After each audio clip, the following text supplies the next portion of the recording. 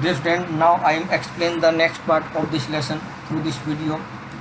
Company rules expand, company के शासन का विस्तार होना. If we analyse the process of examination of Indian states by the East Indian Company from 1757 to 1857, यदि हम भारतीय राज्य जो कि ईस्ट इंडिया कंपनी जिसमें कि 1757 से 1857 के मध्य है, यदि हम इसकी कार्यविधि की विश्लेषण करें, सर्टेन की रेस्पेक्ट्स एमरेज, कुछ ऐसे निश्चित मुख्य पहलू उभरेंगे या सामने आएंगे. The company rarely launched A direct military attack on an unknown territory. Company ने मुश्किल से प्रत्यक्ष रूप से सैन्य आक्रमण जो प्रशासन भी किया गया था उसके बारे में अधिक जानकारी नहीं है. इंस्टीड इसके बजाय it used A variety of political, उन्होंने विभिन्न प्रकार से राजनीतिक, आर्थिक और डिप्लोमेटिक अर्थात आधिकारिक रूप से ऐसी तरीके अपनाए जिसकी वजह से टू एक्सटेंड इट्स इन्फ्लुएंस, वो अपने प्रभाव का विस्तार कर सके. Before annexing an Indian kingdom, भारतीय राज्य को हड़पने से पहले उन्होंने ये सारी नीतियाँ अपनाई. After the battle of Buxar 1764 में जो बक्सर की लड़ाई लड़ी गई, उसके पश्चात the company appointed residents in Indian state, company ने भारतीय राज्यों में अपने रेजिडेंट्स अपॉइंट किए, नियुक्त किए. देवर पॉलिटिकल और कमर्शियल एजेंट्स, वो राजनीतिक या व्यापारिक प्रतिनिधि थे. एंड देयर जो वाज टू सर्व, और उनका जो कार्य था या उनकी जो नौकरी थी वो सेवाएं प्रदान करना था. And further the interest of the company, और कंपनी के जो अन्य हित थे उनको पूरा करना था. थ्रू द रेजिडेंट्स के माध्यम से the company official begin interfering in the internal affairs of Indian states. Company के अधिकारियों ने भारतीय राज्यों के आंतरिक मामलों में हस्तक्षेप करना शुरू कर दिया. They try to decide who was to be successor to the throne, और उन्होंने इस प्रकार के भी निश्चय करने के प्रयास किए गए कि सिंहासन का अगला उत्तराधिकारी कौन होगा. And who was to appointed in administration post, और प्रशासनिक पदों पर किसको नियुक्त किया जाएगा.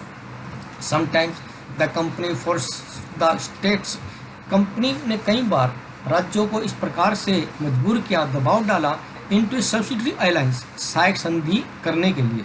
According to the terms of this alliance, इस सहायक संधि के अनुसार Indian rulers were not allowed to have their independent army forces, भारतीय शासकों को अपने यहाँ हथियारबंद सेनाएं रखने की स्वतंत्रता नहीं थी.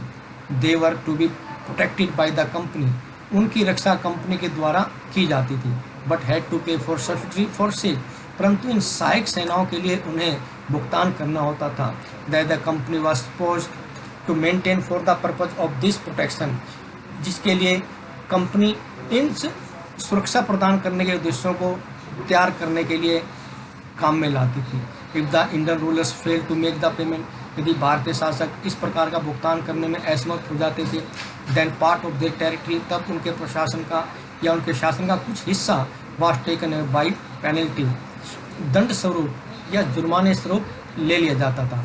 उदाहरणतः व्हेन रिचर्ड वेल्जली वाज गवर्नर, जब रिचर्ड वेल्जली गवर्नर जनरल था, the Nawab of Awadh was forced, Awadh के नवाब को इस बात के लिए मजबूर किया गया to give over half of this territory, कि अपने शासन का आधा हिस्सा कंपनी को दे 1801 में.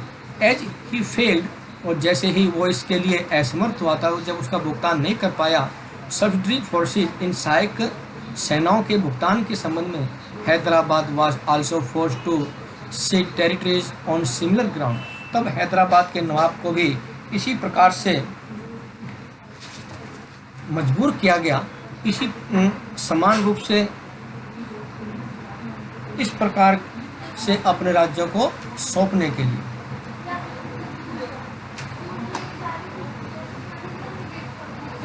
Tipu Sultan the tiger of Mysore, Tipu Sultan जिसे मैसूर का टाइगर कहा जाता है. The company resorted to direct military confrontation when it saw a threat to its political और economic interest.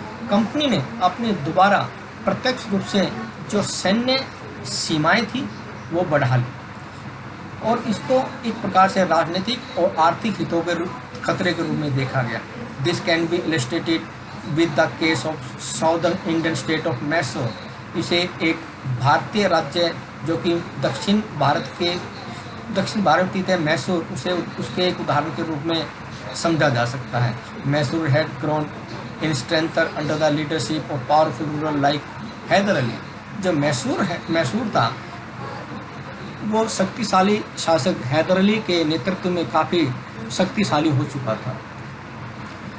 And his famous सन टीपू सुल्तान, और उसके जो प्रसिद्ध बेटा या जो लोकप्रिय बेटा था टीपू सुल्तान, उसके नेतृत्व के अंतर्गत Mysore control the profitable trade of the Malabar coast. Mysore जो मालाबार का जो तटीय क्षेत्र था जहाँ पर कि बहुत अधिक व्यापार किया जाता था, उसकी वजह से उसने इस व्यापार को नियंत्रित किया।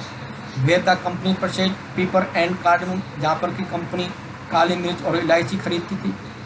इन 1785 Tipu Sultan stop the export of sandalwood. Tipu Sultan ने 1785 में चंदन की लकड़ी के निर्यात पर रोक लगा दी।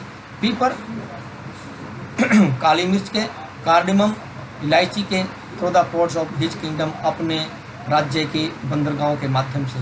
And this allowed local merchants, और जो स्थानीय व्यापारी थे उनको इस प्रकार की अनुमति नहीं थी from trading with the company, कि वो कंपनी के साथ व्यापार कर पाए। ही also established A close relationship with the French in India, और उसने भारत में फ्रांस के साथ एक नज़दीकी संबंध स्थापित किए। And modernise his army with their help, और उनकी सहायता से अपनी सेना को आधुनिक बनाया। द ब्रिटिश वर फ्यूरियस, जो ब्रिटिश थे वो बहुत अधिक भयभीत थे, क्रोधित थे।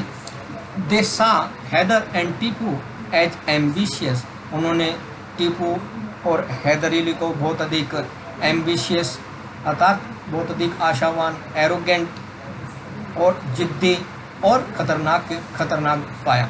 Rulers who had to be controlled and crushed, ऐसे शासक जो नियंत्रित किए जा सकते थे और जिनको कुचला जा सकता था, उनमें इनको और शक्तिशाली पाएगा। 4 wars fought with Mysore, Mysore के साथ उन्होंने 4 लड़ाइयाँ लड़ी। ओनली इन द लास्ट, जो आखिर में जो लड़ाई लड़ी गई, जो कि श्रीरंगापट्टनम में लड़ी गई थी, did the company ultimately win A victory, अंततः कंपनी ने इसमें जीत हासिल की। टीपू सुल्तान वाज किल्ड, और कि टीपू सुल्तान को मार डाला गया, उसकी हत्या कर दी गई। डिफेंडिंग हिज कैपिटल श्रीरंगापट्टनम, अपने राजधानी श्रीरंगपट्टनम की सुरक्षा करते हुए वो मारा गया। Mysore was placed under the former ruling dynasty of the Wadiyars, जब मैसूर जो कि जिनके पहले शासक थे वाडियार्स, उनके अधीन आ गया।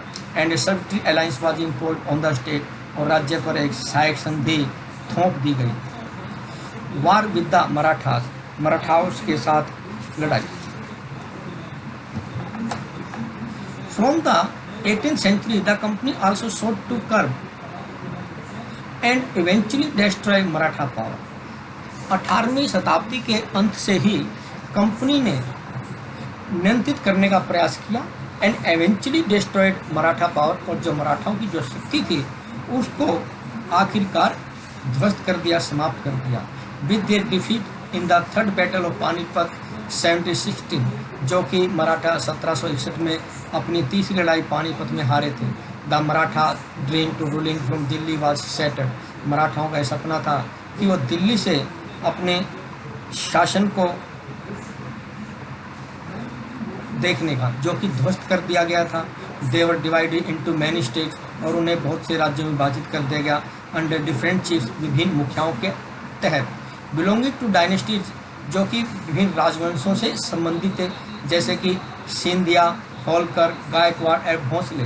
दीज चीफ, ये जो मुखिया थे, वर हेल्ड टुगेदर इन ए कॉन्फिडरेसी, वो एक सामूहिक रूप में एक संधि के तहत इकट्ठे हुए।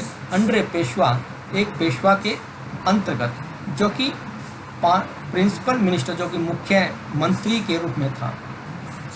Who became a effective military, जो कि एक प्रभावी सेना लेकर आया। एंड एडमिनिस्ट्रेटिव, और प्रशासनिक head based in Poona, Pune में मुख्य अधिकारी के रूप में। ओके बेटा, थैंक यू।